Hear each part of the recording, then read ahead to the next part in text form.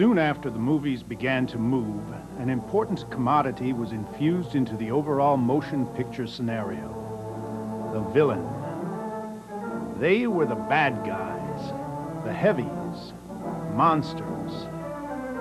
Early film audiences booed and hissed their appearance on screen. 50 years later, they would be cheered, and yes, even emulated by moviegoers.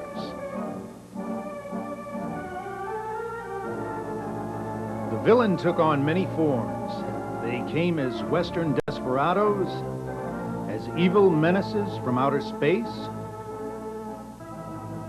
or from the depths of the ocean floor. Sometimes they were comedic, or relentlessly horrifying. They were the foes of society, whether fighting the local sheriff or a secret agent. Frequently, they mirrored our times: the gangster of the Depression era, foreign enemies of World War II, roving delinquents of the 1950s, to film villains which rival real newspaper headlines of the present day. Collectively, they are the components which have fueled nightmares, both in our motion picture history's past and in the cinematic future for decades to come. The cult movie villains.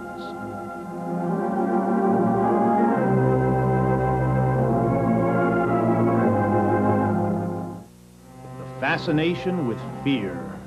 It is the flame that burns at the heart of the villain's universal appeal, and it is the darkness of the soul that finds a forum at the movies.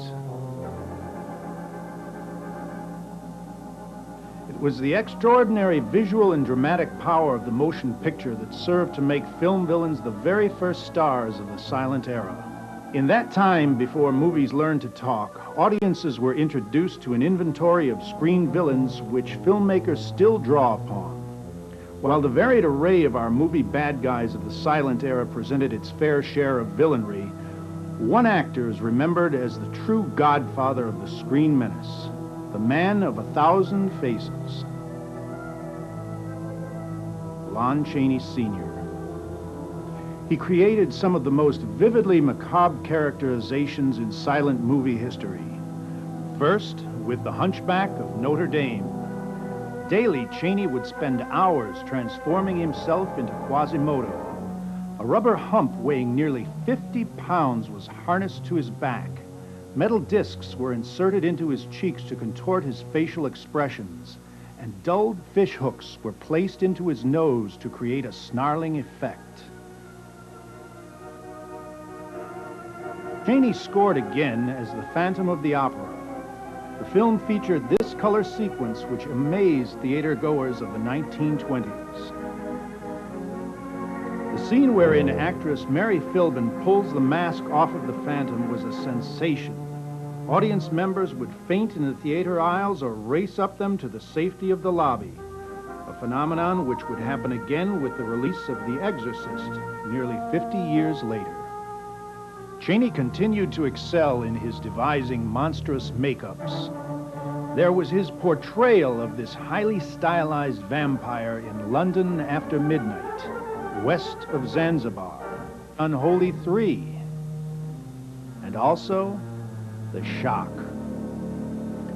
Other icons of evil had also captured the imaginations of filmmakers who quickly mobilized to present their villains to the public. British filmmaker Alfred Hitchcock's third film, The Lodger, centered around a man suspected of being London's Jack the Ripper. The Ripper theme would become a favorite with other filmmakers and film goers for years to come. Robert Louis Stevenson's novel, Dr. Jekyll and Mr. Hyde, became an instant hallmark of silent movie villainry. The story had already been brought to the movie screen more than 7 times before John Barrymore took on the role in 1920, etching one of his most mesmerizing movie appearances. Barrymore's Jekyll to Hyde transformation sequences riveted audiences and served to showcase the unique power of a villain.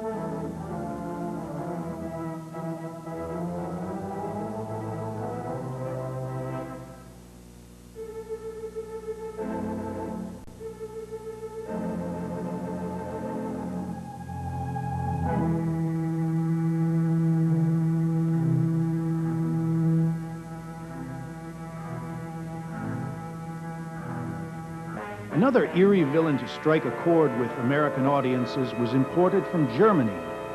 The 1922 vampire thriller Nosferatu was one of the most unsettling films of the decade. Clearly, it was the villain of the horror films which made the greatest impact during the movie's first 2 decades.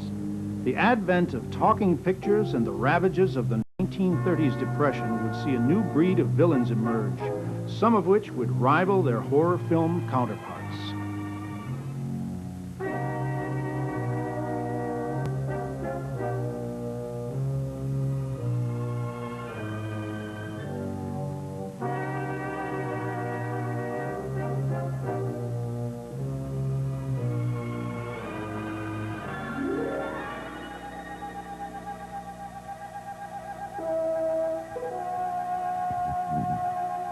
Prohibition in America served to turn a variety of real-life criminals into genuine folk heroes.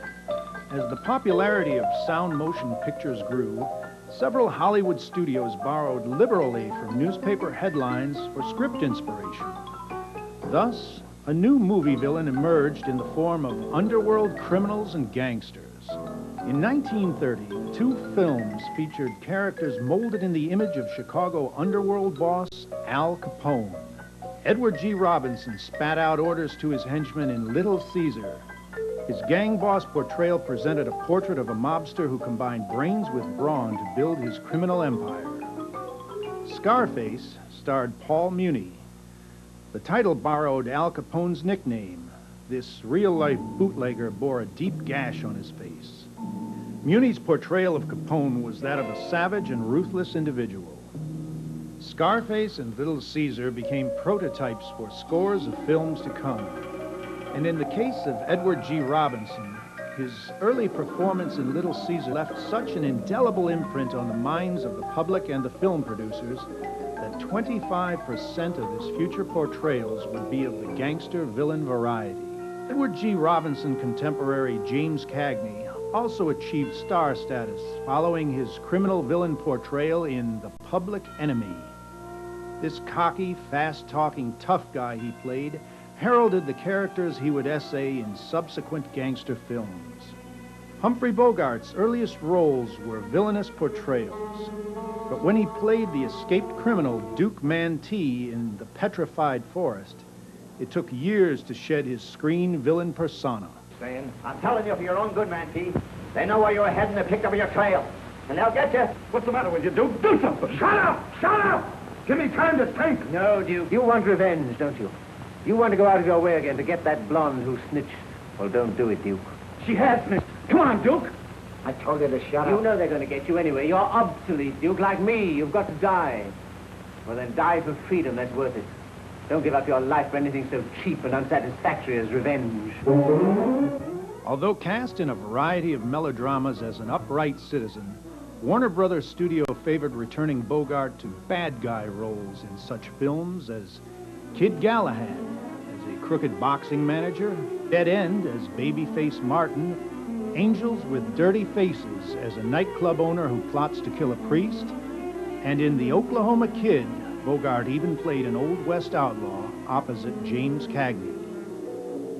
Bogart, Cagney, and Robinson crossed paths in numerous films, often trading places vis-a-vis the villain's role. The trio of performers introduced a body of gangster villain mannerisms and techniques which are still being studied by drama students worldwide.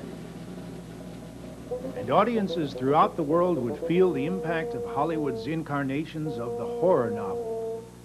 Frankenstein, Dracula, Dr. Jekyll and Mr. Hyde, and similar properties translated in huge successes at the box office.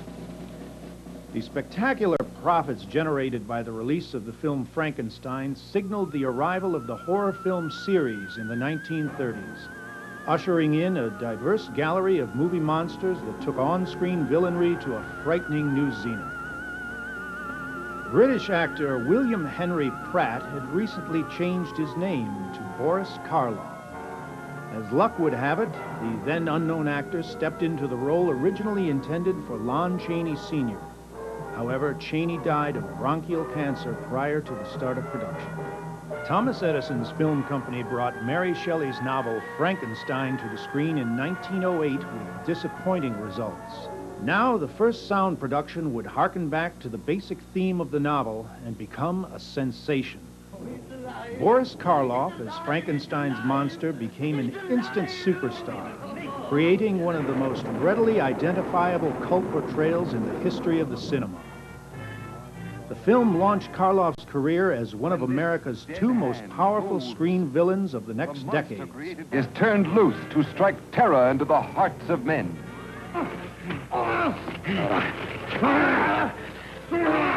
To shock women into uncontrolled hysteria. Frankenstein. Don't touch that!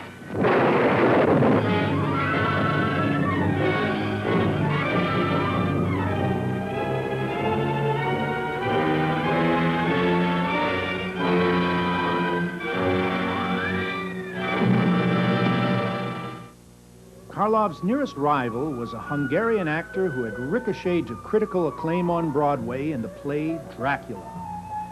His name, Bela Lugosi.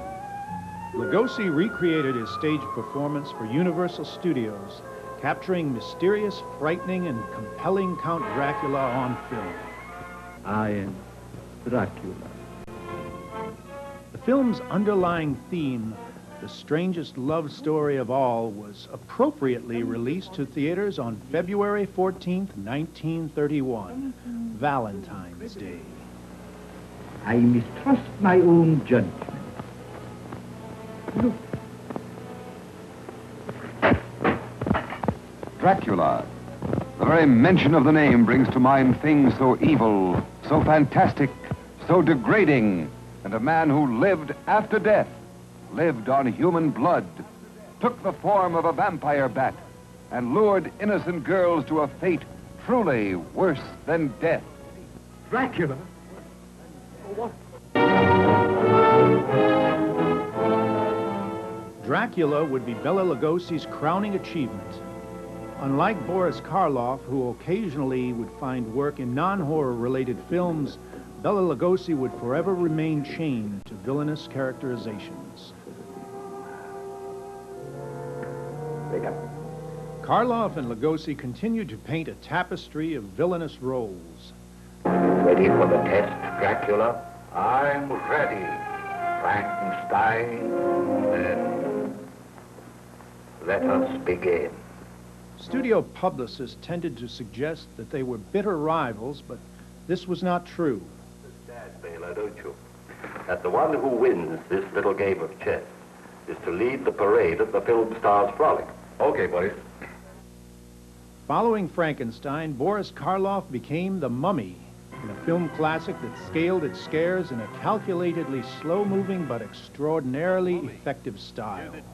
The film spawned several sequels, with Boris Karloff turning the reins over to Tom Tyler in The Mummy's Hand in 1940. And Lon Chaney Jr. found himself wrapped in gauze for The Mummy's Tomb, The Mummy's Ghost, and The Mummy's Curse.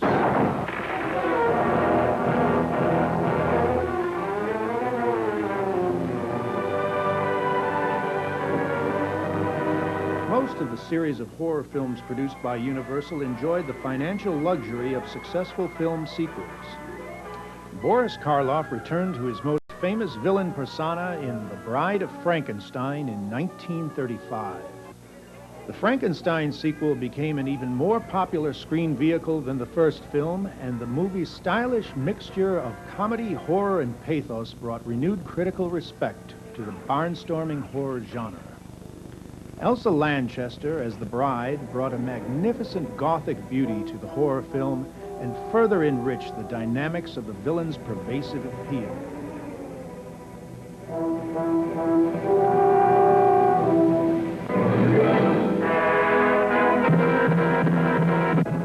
Boris Karloff's last appearance as Frankenstein's monster was in 1939's Son of Frankenstein. The film also featured Bela Lugosi in the role of the evil, broken-necked shepherd Igor. Lugosi had been placed on a one-week shooting schedule at a relatively low salary. Director and friend of Lugosi's, Roland Lee, expanded the role, and ultimately Lugosi worked a total of 8 weeks, turned in his finest performance since Dracula. Son of Frankenstein presents the most fearsome cast in the history of the screen. Lugosi, sinister, mysterious, evil.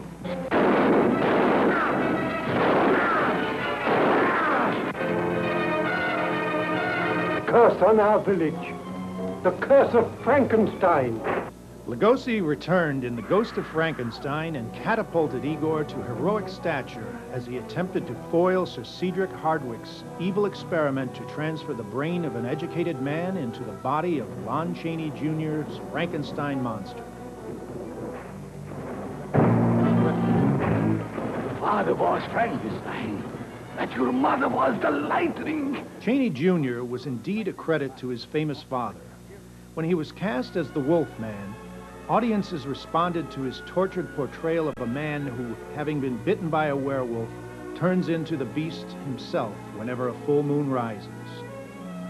The werewolf had previously been examined in the 1935 film Werewolf of London, but it wasn't until Chaney's definitive portrayal in 1941 that lycanthropy, the medical term for the horrifying werewolf curse, achieved its appropriate cult status.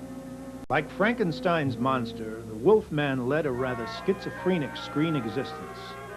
For while Count Dracula and the monster were compelled to kill by some twisted inner desire, the Wolfman was a tragically sympathetic character, part villain, part everyman. The various villains who made their way to the screen, it was only the filmed incarnations of Dr. Jekyll and Mr. Hyde which drew acclaim of the movie critics of the day. The very first sound version of Dr. Jekyll and Mr. Hyde won an Academy Award for Frederick March. Dr. Jekyll believed in the simple theory that in every man good is balanced by evil. The doctor creates a serum which brings his darker ego, Mr. Hyde, to the fore. Man is not truly one, but two. Now, supposing we could break that chain, separate those two selves, free the good in man and let it go on to its higher destiny, and segregate the bad. A decade later, MGM Studios, which normally would not consider a horror genre film, remade Dr. Jekyll and Mr. Hyde with Spencer Tracy in the title role.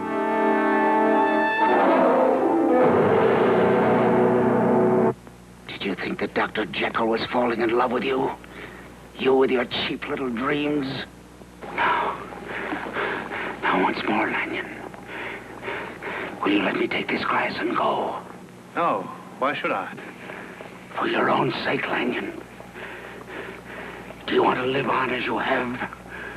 Or do you want to have your safe peace, your reason even, blasted by a sight that would shock the lowest fiend in the inferno?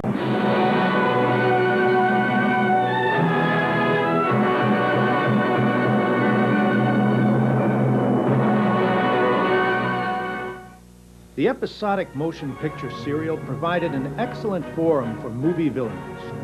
A movie serial generally consisted of 12 to 15 chapters. Every week, a chapter would be presented to an anxious battery of fans. The serial villains were some of the most colorful and outlandish characterizations created for the screen.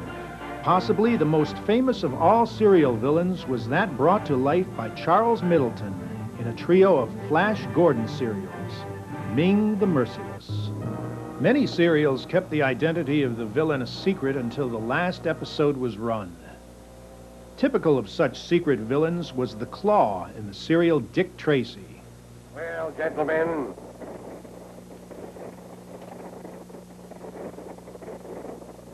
you, what is your report?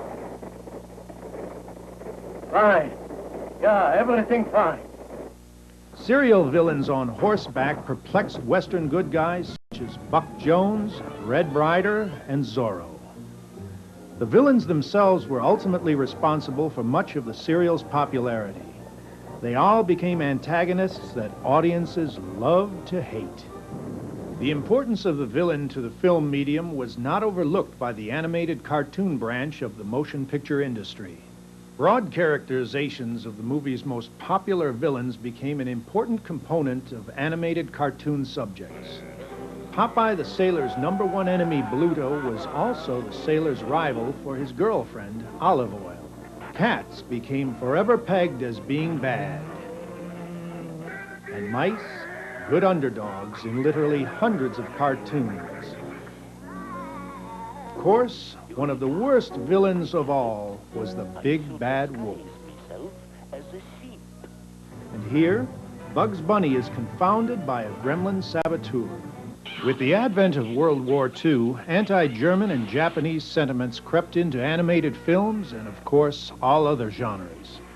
One example is the serial Batman and Robin. J. Carrol Naish portrayed the evil Oriental Dr. Daka. Robin frequently used anti-Semitic expressions. Orientals were characterized as a cunning, ruthless enemy who would stoop to torture and cold-blooded murder. Likewise, World War II German villains were portrayed as insensitive fanatics whose one purpose in life was to defeat the American enemy at any cost. Anti-American spies, saboteurs, fifth columnists, and German or Japanese allies provided more fodder for the villain gristmill. While Dick Tracy was challenged by villains such as Cue Ball, Gruesome, played by Boris Karloff, and a host of others, it was film hero Sherlock Holmes who spent the greater portion of his life trying to divest himself of the tenacious villain Professor Moriarty. Moriarty enjoyed villainry for the sheer pleasure he found in it. The highly intellectual villain was truly a master criminal. Character actor Lionel Atwill is the best remembered performer to assess the Moriarty role. In Sherlock Holmes and the Secret Weapon, Atwill attempts to slowly kill Sherlock Holmes, played by Basil Rathbone, by draining him of his blood, drop by drop. Earlier, Atwill and Rathbone opposed each other in The Son of Frankenstein. In Sherlock Holmes and the Secret Weapon, Moriarty finally meets his death.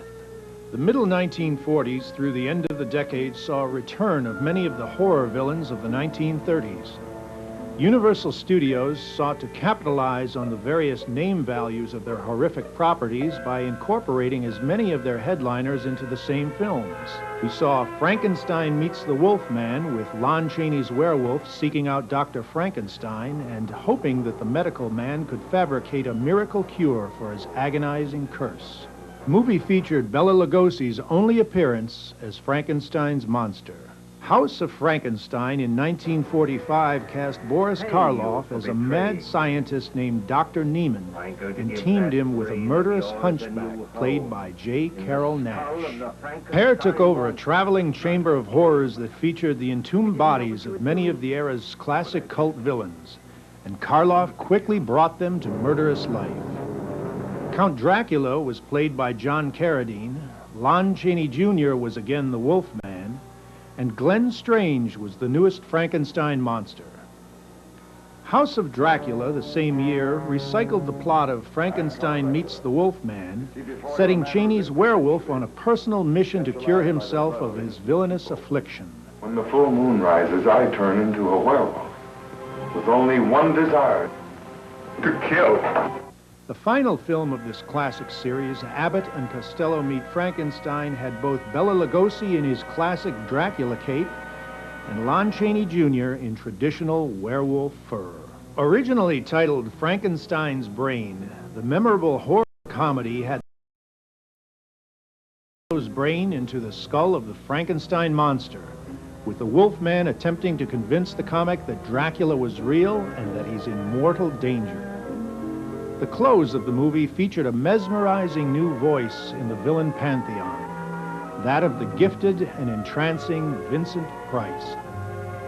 Price was about to inherit the dastardly mantle of the foremost monster villain. Price would shape the horror villain's persona to conform to the social dynamics of the turbulent 1950s. Price was a cultivated star of the American stage. His early films cast him as a romantic leading man, but he found himself better suited for character parts. In 1953, he was cast in the three-dimensional horror film, The House of Wax. Price played a villainous sculptor whose human creations are a little too realistic. Price's assistant in the film was a very young Charles Bronson in one of his first roles as a silent and evil minion at Price's Wax Museum. During the 1950s, Price would strengthen his image as the leading horror villain of the era via appearances in The Mad Magician, The Fly, House on Haunted Hill, The Bat, Return of the Fly, and The Tingler. The archetypal 1950s monster villain arrived with The Creature from the Black Lagoon, and it brought with it an entirely new dimension to the cult villain canon. The Gill-Man creature had the facial features of a frog, the physical stature of a man, and the ability to swim with an amphibious grace that captured the imagination of movie audiences. The film's exotic plot brought an Amazon expedition into the Gill-Man's watery sanctuary and instigated a dramatic encounter that spawned 2 sequels. The Revenge of the Creature in 1955 placed the Gill-Man in a Florida aquarium and featured one of the earliest performances of Clint Eastwood. And The Creature Walks Among Us took the character's cult villainry to even greater heights as scientists attempted to humanize him with the help of specialized plastic surgery. Not surprisingly, the Gill-Man would have none of it, and he quickly returned to the murky depths of his lagoon. The early 1950s saw a new movie villain emerge as accounts of juvenile delinquency began to fill the pages of our newspapers.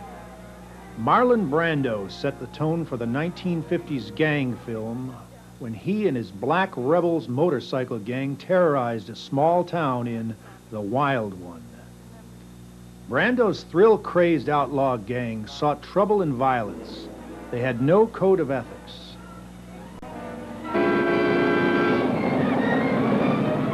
What's the matter, Kathy? I was only trying to...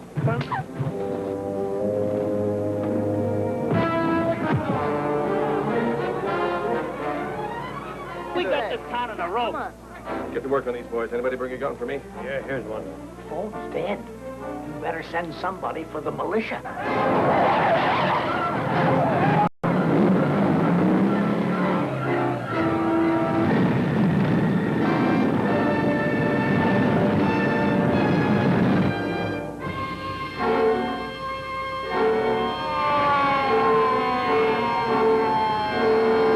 Teenagers as villains rapidly grew in popularity during the 1950s, generally consigned to drive-in screens. The films provided a healthy cash flow for their producers. Typical teen villain releases included Blackboard Jungle, The Cool and the Crazy, The Delinquents, Teenage Crime Wave, and Rebel Without a Cause. Parents of younger filmgoers who were upset when impressionable children attended various horror films now feared that their youth would emulate the violent antisocial gangs depicted in the motorcycle hot rod gang movies. Producers of lower-budget films at American International Pictures introduced a new trend to distress unhappy parents all the more: a merger between monstrous villains and troubled youth. I Was a Teenage Werewolf, starring a young Michael Landon. I know they're going to catch me, but don't let anyone see me like that. Please, Doctor, help me. And a sequel, I Was a Teenage Frankenstein. With Bissell, demonic as Professor Frankenstein, who creates out of human parts the most terrifying creature to walk the earth today.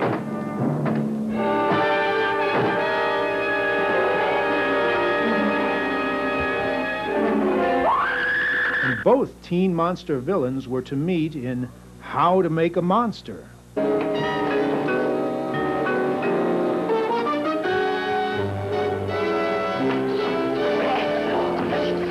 The hyperkinetic stylization of horror film villainry rubbed off on non-horror films, giving rise to some of the wildest, meanest, and most captivating evildoers in film history. The James Bond series, beginning with Dr. No in 1962, presented movie villains in a particularly charismatic light, with notorious world takeover schemes and the most magnificent gadgets imaginable punctuating the cliffhanger-like Bond action. British Secret Service agent Bond, with his license to kill, was light years removed from the government agents depicted in films before. Naturally, it followed that James Bond's adversary must present a challenge and a threat to the super secret agent. The villainry of these films offered a symbolic escape to audiences primed for a total entertainment experience. While the hero would ultimately prevail, it was often the cult villain who was the most talked about. The third film in the James Bond series, Goldfinger, featured a muscle-bound karate expert named Oddjob, as played by Harold Sakata. The colorful minion of Goldfinger demonstrated his strength by crushing a golf ball with his bare hand. The rim of Oddjob's ever-present bowler hat concealed a razor edge which could lop the head off of a marble statue once propelled by Oddjob. This villain proved so popular that actor Sakata found work playing the character in television commercials and print advertising. Most of the villains James Bond encountered were dispatched by an organization known as Spectre, which stood for Special Executive for Counterterrorism, Revenge, and Extortion. One of the most colorful Spectre villains was Ernst Stavro Blofeld. He was Bond's nemesis in Thunderball and You Only Live Twice. Using ultra-modern electronic gear, Blofeld intercepted space capsules launched by both the U.S. and Russia in an attempt to create tensions between the two nations. Such was the magnitude of the typical James Bond villain.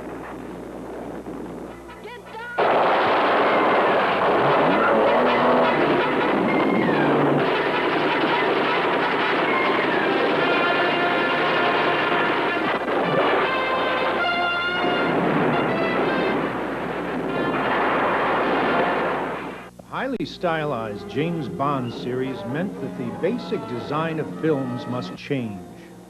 Horror films were no longer acceptable in black and white.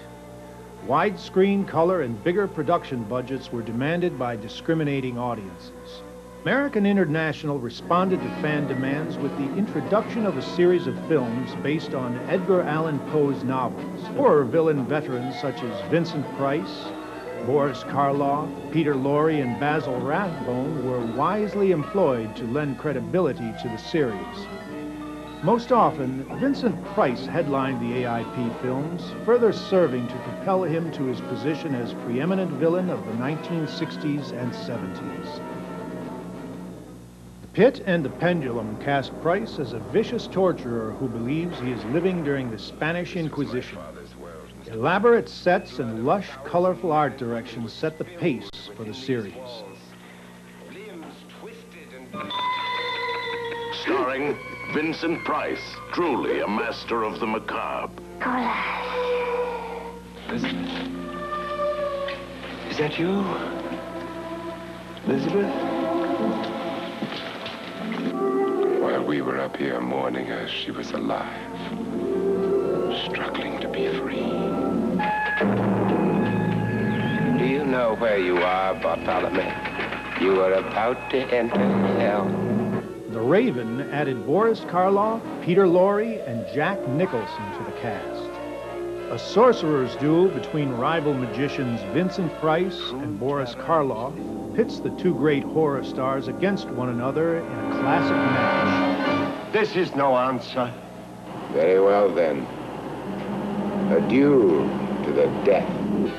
Vincent Price next played in The Mask of the Red Death, which told the tale of the evil Prince Prospero, whose decadent extravagance in an eerie castle had a dramatic counterpoint just outside the walls where the plague was ravaging the surrounding countryside. Garotza. No, I beg of you! Mercy, mercy! I want to help save your soul so you can join me in the glories of hell. And The Tomb of Ligeia the next year was the final Poe adaptation that Vincent Price would helm. It remains one of Vincent Price's most memorably villainous performances as a murderous husband whose dead wife returns as a cat. Also produced during the late 1960s and early 70s were a series of British imports which challenged Vincent Price's wickedly adept performances. Christopher Lee was the chief challenger to Vincent Price's villainous throne. Lee began appearing in films in 1948, playing minor roles and bit parts. But when he began to be cast in sinister horror roles in the late 1950s, his career escalated dramatically. He first took on the monster's role in The Curse of Frankenstein. The revamped Frankenstein became one of the most successful and distinguished of the Hammer film series. 6 Frankenstein sequels followed. Horror of Dracula in 1958 also prompted 6 sequels of its own, all featuring the wonderfully intense Christopher Lee as the Prince of Darkness. Lee wore specially designed red contact lenses and spilled gallons of horrifyingly realistic blood, now enhanced by the use of Technicolor. Dracula, of all that is evil.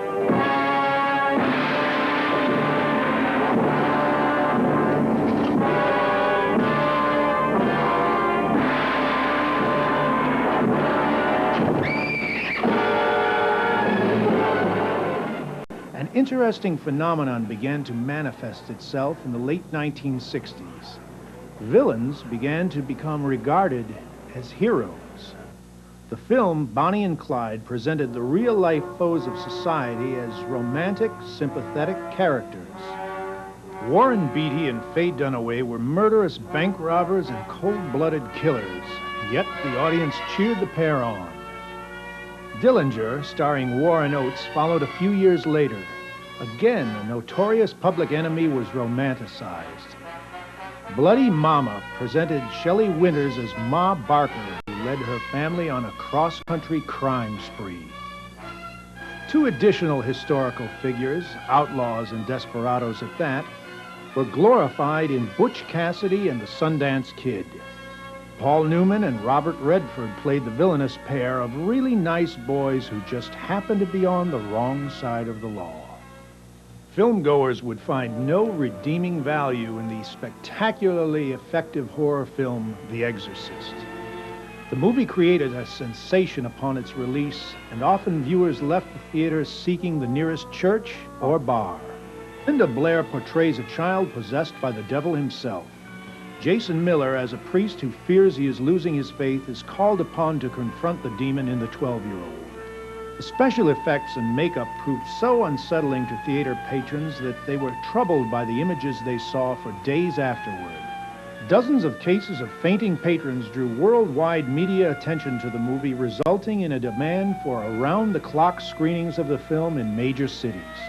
Many ticket holders would sit through multiple screenings of The Exorcist, transfixed by the sight of the child's head rotating 360 degrees, and similar sequences which audiences couldn't take their eyes off of. The dawn of the 1980s saw the emergence of several new horror movie villains who, unlike the creatures of the 1930s and 40s, seemingly could not be defeated.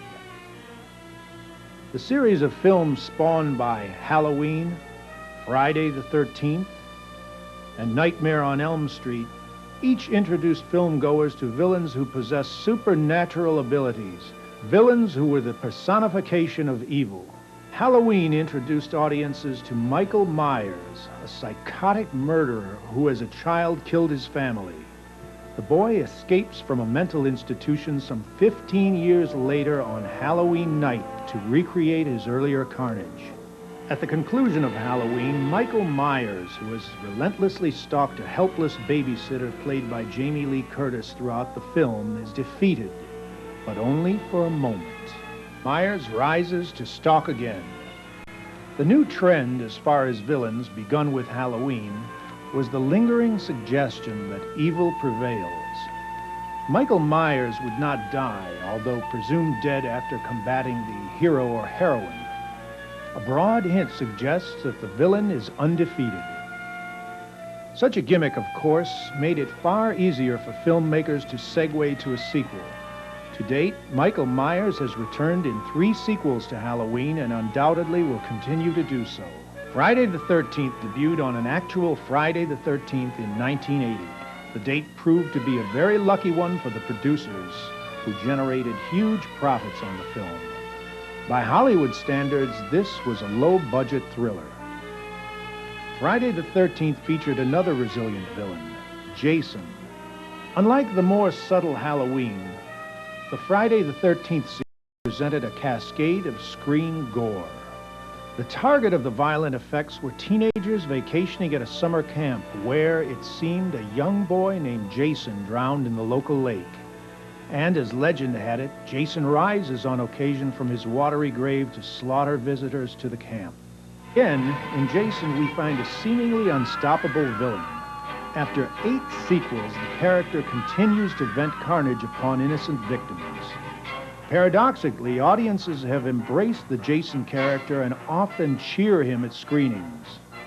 The champion of recent screen villains, however, appears to be the star of Nightmare on Elm Street series, Freddy Krueger.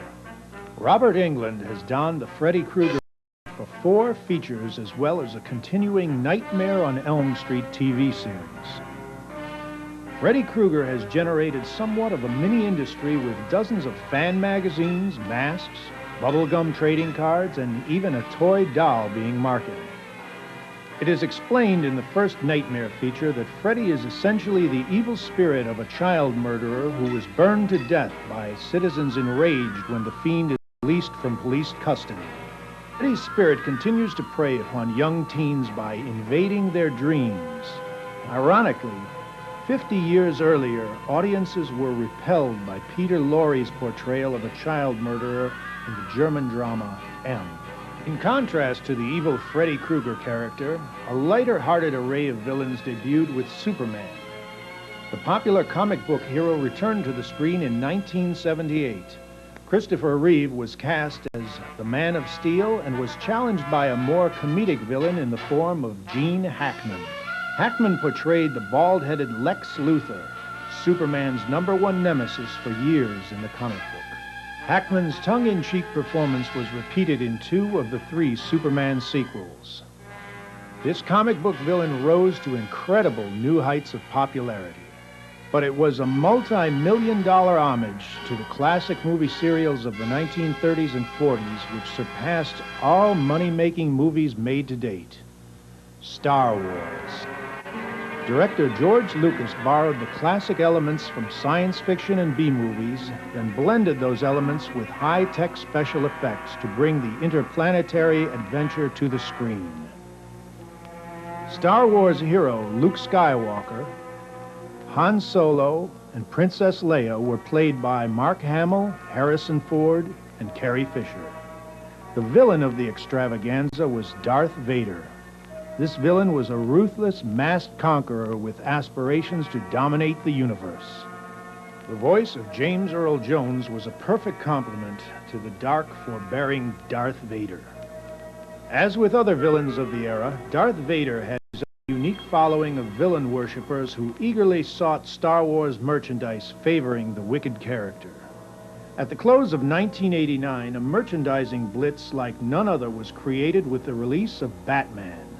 Again, both hero and villain had their own following.